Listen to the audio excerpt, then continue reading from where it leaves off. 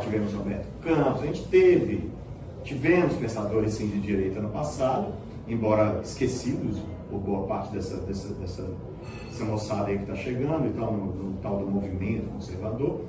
Mas eu queria te perguntar o seguinte, o que acontece? Me permite, na verdade eles não são esquecidos, eles são sufocados pela espiral do silêncio. Perfeito. Eles são sufocados pela espiral do silêncio porque tudo aquilo que ameaça, simplesmente ameaça os interesses do globalismo, né? Esse que a gente costuma chamar de globalismo, essa também chamada nova ordem mundial, que é esse movimento de pessoas absurdamente ricas, influentes, que são simplesmente viciadas na sensação de poder que experimentam quando controlam tudo que ameaça os interesses dessa gente de manter isso, eles sufocam de uma forma sistemática, desumana, né? Eles controlam mídia, eles controlam editoras, eles controlam as grandes empresas, eles controlam as verbas, eles controlam os políticos porque eles elegem, toda aquela burocracia que existe em torno da eleição é justamente para impedir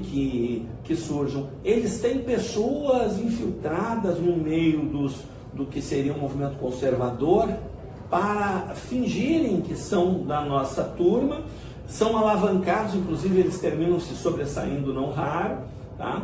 E para quê? Para nos atrapalhar, que é assim que eles controlam, né? E a coisa está muito séria, tudo que está acontecendo nos dias atuais, eu acredito que daqui uns 10 anos para diante vão se referir a esse ano de 2020 como o ano que não existiu realmente, né? E tudo porque eles perceberam que apesar de tudo isso que eles fazem de sufocar o pensamento que desmascara as mentiras e os engodos do globalismo, tá? Desmascara as ilusões que alguns chamam de matrix ou holograma psicopata, tá? Todas essas, apesar de tudo que eles fizeram durante todo esse tempo e de todo o poder que eles exercem, a verdade aflora. Ela é teimosa como a água, rio abaixo, fogo, montanha acima, né? A verdade aparece. E eu dizia lá atrás... É filha do tempo, né? É filha do tempo. E eu dizia lá atrás que as pessoas nos chamavam de louco quando nós começamos eu fazia muito ativismo social, eu presidi Rotary, fundei o Rotary Moinhos de Vento, participei em inúmeras atividades assistenciais. Eu me dei conta que eu estava enxugando gelo, porque enquanto eu estava atendendo pessoas que tinham carências, existia todo um mecanismo de manutenção dessa carência, porque nós, humanidade, já atingimos no início do século a tecnologia capaz e suficiente para proporcionar a toda a população do planeta uma qualidade de vida superior a que nós, vamos dizer assim, uma classe média alta, dispomos. E isso não acontece porque no momento que acabar a carência, acaba o motivo do mimimi, da coisa toda que fazem esses operadores, né? Que na verdade existe uma coisa que as pessoas não se dão conta, né? Nós estamos numa guerra de quinta geração, uma guerra de narrativas, onde não usam mais armas, né? Começou, guerra de primeira geração era com pedras, né? Paus improvisados, depois começa a propulsão, né? Lanças aperfeiçoadas para ir mais longe, flechas, depois vem armamento de fogo, né? Depois vem o armamento de fogo de repetição, vem a destruição em massa, né? Mas não, a guerra hoje não se ganha sem dar um tiro, só com a desinformação. Com a desinformação, porque as pessoas não se dão conta como é que funciona o processo de pensamento de comunicação. Quando nós estamos num paradoxo, nós ficamos incapacitados. E incapacitados, nós estamos indefesos. Quando nós sentimos medo, nós estamos incapacitados, porque o medo faz com que a nossa fisiologia canalize energia para o cérebro réptil, lutar ou fugir. E o fugir consiste justamente em criar uma imunidade cognitiva com relação àquilo. Então a pessoa não quer saber. Então, é tudo uma guerra de quinta geração. E fundamental numa guerra é você seguir, você seguir estratégias, né? Como o melhor manual de estratégia, não inventaram nada melhor ainda, é o Sun Tzu, a arte da guerra, né? Você precisa conhecer o inimigo. E quem é o nosso inimigo? O nosso inimigo são essas pessoas absurdamente ricas, né? Mas eles têm uma característica, tá? Eles têm uma mutação genética que a medicina chama de psicopatia, que não é uma doença, apesar de estar lá no Código Internacional de Doenças, tá? E também no DSM, né? Que é sobre os distúrbios mentais. A psicopatia não é uma doença, é uma característica genética, tá? Que faz com que a pessoa não tenha as 3 características que nos fazem humanos. Quais são essas 3 características que nos diferenciam como espécie, nos caracterizam e que nos trouxeram até aqui, que a base do conservadorismo são essas características. Nós temos um mecanismo quase praticamente automático, inconsciente, que a gente não se dá conta, embora ele seja feito no cérebro moderno, no chamado neocórtex, que é o juízo de valor. O juízo de valor é aquela análise que faz com que tudo que tu faz, e faz no sentido lato geral, que inclui até pensar, tudo que tu pensa, tá? Tudo que tu pensa passa por esse juízo de valor. O psicopata, esse mutante, ele não tem a característica da experiência emocional. E aí, como ele não tem experiência emocional, ele não tem remorso pelo que ele faz. E aí isso, junto com a falta de juízo de valor, torna ele um perigo nas decisões dele. Mas ele finge ter emoções, porque ele vê que nós, humanos, somos eu uso a expressão reféns das emoções, porque as emoções nos dominam. Tudo que a gente faz é baseado nas emoções, né? E eles usam as emoções para nos manipular, né? Simulam, né? Eles simulam as emoções. Ele mata a pessoa, vai no velório, ele chora, né? Ele chora e ainda diz, temos que descobrir esse assassino, e se possível ele já começa a botar a culpa em alguém que ele quer explodir.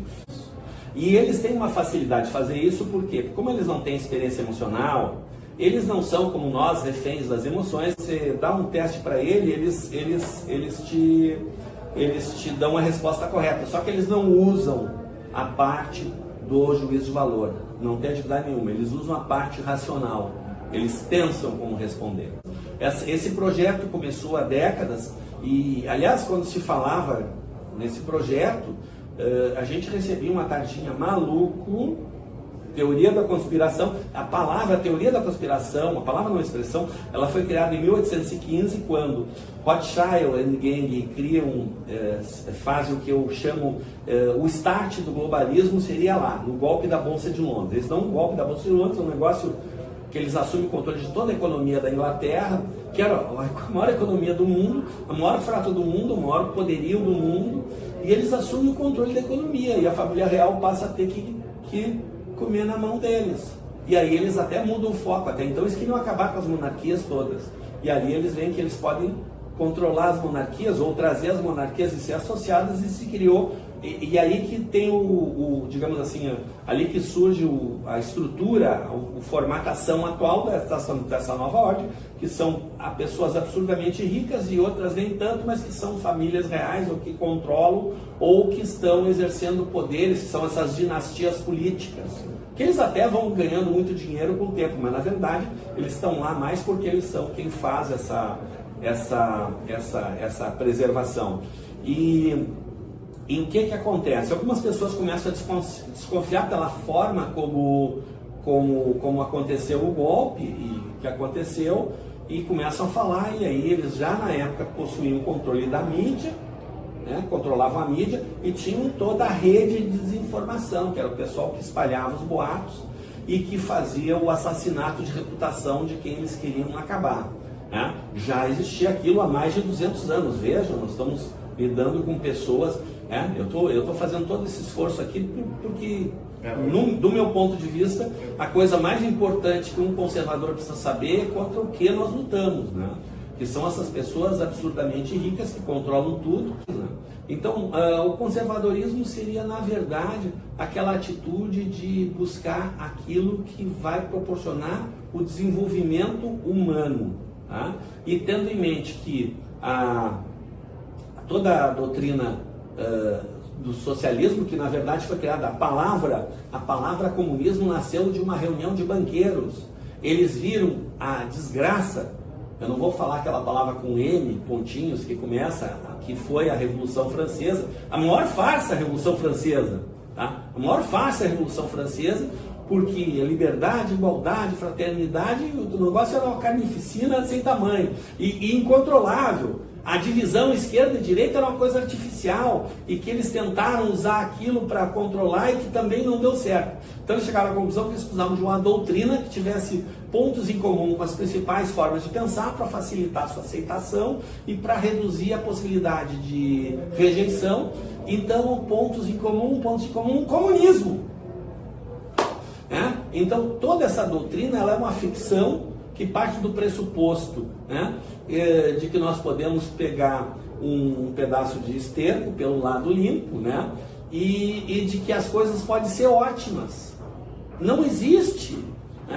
A vida é uma competição, em competição sempre vai ter os que perderam. A vida é uma competição.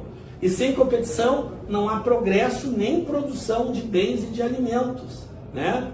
A questão toda é, nós podemos ter uma competição sadia em que mesmo aqueles que ficam em segundo, terceiro, etc., tenham acesso a bens, porque a tecnologia nos permite. Só que eles não deixam isso acontecer. Tudo vieram com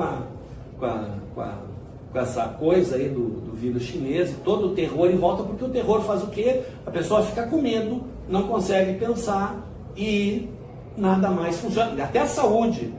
O medo, ele baixa a vibração e faz com que a pessoa pegue uma doença, tá? Mesmo, ou, enfim, fique mal, qualquer vírus pega, além da questão da alimentação funcional, que é muito, mas são muitos assuntos, mas basicamente você precisa conhecer o inimigo. Eu quero fazer um documentário só sobre ti. Eu vou ter que fazer um documentário só sobre ti, porque os assuntos que o senhor abordou, eu tenho estudado bastante sobre isso.